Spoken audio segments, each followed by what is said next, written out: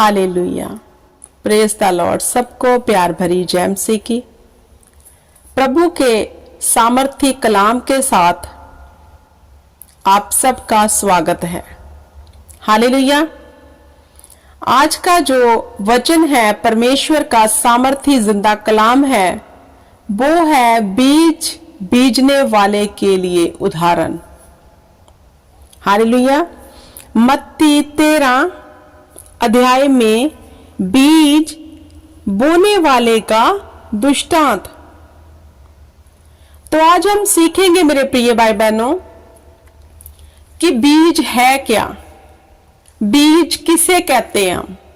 Hallelujah. मेरे प्रिय भाई बहनों, जो इस वचन में बीज का दृष्टांत दिया है जे हम पर लागू होता है। हालेलुया। आज हम सीखेंगे कि बीज है क्या। जो किसान ने बोया, कुछ पथरीली पे गिरा, कुछ झाड़ियों में गिरा और कुछ अच्छी भूमि में गिरा। आखिर वो बीज कौन सा है? हालेलुया। तो आज हम परमेश्वर के वचन में से सीखेंगे कि वो बीज जो है, जो खुदावंद ने इस बीज का दृष्टांत इस वचन में दिया है, वो परमेश्वर का वचन है। हालेलुया। तो बीज किसे कहते हैं? परमेश्वर के कलाम को। तो मेरे प्रिय भाई बहनों, जो खुदावंद ने अपने चेलों को एक दृष्टांत में ये चीज को समझाया, बीज गिरा, परमेश्वर का वचन उतरा। हालेलुया। वो परमेश्वर के वचन का बीज हम सब लोगों के पास उतरा। हालेलुया।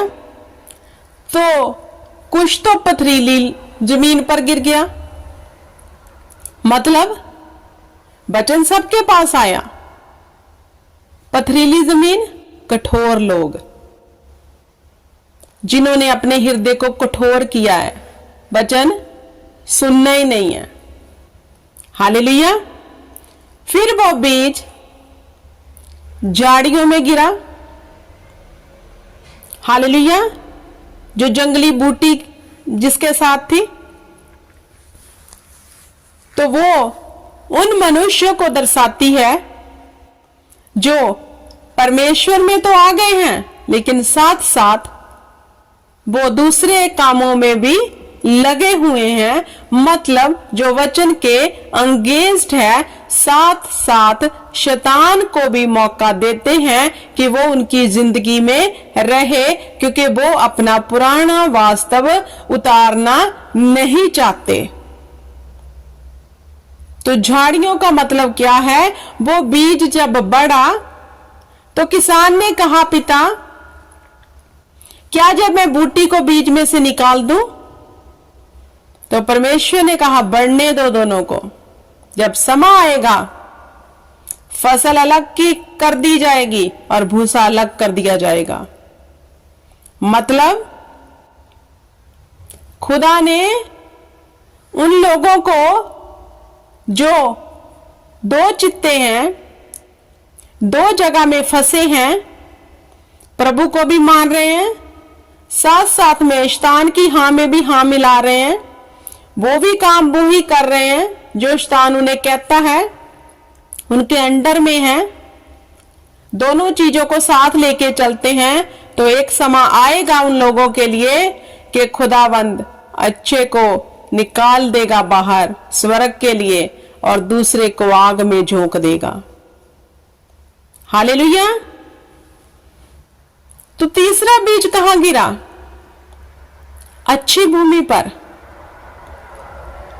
परमेश्वर का वचन बीज के रूप में आया, अच्छे लोगों के जिंदगी में जब वो बोया गया, उन्होंने अपने हृदय में परमेश्वर के वचन को समा लिया।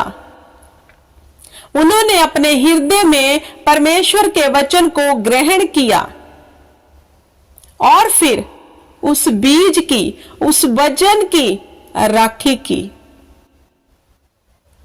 हालेलुया। उसके अनुसार चाल चलनी शुरू कर दी। बुराई के दाने जैसा था, पानी किसी ने डाला, खाद किसी ने डाली और परमेश्वर ने उसे बढ़ा दिया। वे लोग हैं जो अच्छी भूमि पर बीज गिरा, वो अच्छे लोगों के हृदय में वो बीज गिरा जो फल लेकर आया। हालेलुया। तो मेरे प्रिय भाई बहनों, आज हमें देखना है हम इन तीन कैटेगरी में से कैसे हैं, किसके जैसे हैं। हालेलुया। कहीं हमने अपने हृदय को कठोर तो नहीं किया। दूसरा, कहीं हम साथ साथ में जंगली झाड़ी की तरह शैतान के कामों को भी लेके तो नहीं चल रहे, या फिर अच्छी भूमि वाले इंसान है। हर इंसान को पता है इन तीनों में से वो कौन सा है। परमेश्वर ने बीज अपने वचन का तो एक समान सबके लिए भेजा, बिना पक्षपात के पूरे जगत के लिए एक ही वचन भेजा। अब देखना है इन तीनों में से आप कौन से हो। हालेलुया। कैसे बढ़ रहे हो मसीह में, अच्छे हृदय से, शैतान के कामों के साथ, या फिर अपने हृदय को कठोर करके। जो कठोर करेगा, वचन को अंदर ही नहीं लेगा, तो जीवन वो नहीं पा सकता। तो जो दोनों कामों को एक साथ करना चाहता है, एक दिन आग में झोंका जाएगा। जिस अच्छी भूमि पर वो बीज गिरा, वो फलेगा और फल लेके आएगा, और उसका फल कभी कच्चा ना गिरेगा। वचन बताता है वो बढ़ता जाएगा लेबनोन के दरख्त की तरह। हालेलुया। तो मेरे प्रिय भाई बहनों, आज हमें सबसे अधिक गौर करने की जरूरत है अपने जीवन के ऊपर कि हम कैसे हैं, हम मसीह में कैसे हैं। क्या खुदावंद का वचन हम ईमानदारी से सुन रहे हैं, मान रहे हैं, उस पे चल रहे हैं, या फिर परमेश्वर के वचन को तुच्छ जाना हुआ है। हालेलुया। अगर आप बढ़ना चाहते हो, बहुत सा फल लेके आना चाहते हो, तो अपने हृदय रूपी जमीन को सींचो वचन के साथ, फिर खुदावंद आपको बढ़ाएगा। हालेलुया। तो बीज का मतलब परमेश्वर का वचन। हालेलुया।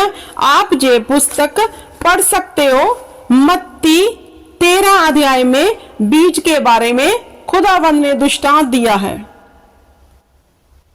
हालेलुया। क्योंकि खुदावंद प्रभु यीशु नासरी चेलों से दृष्टांत में बातें करते थे,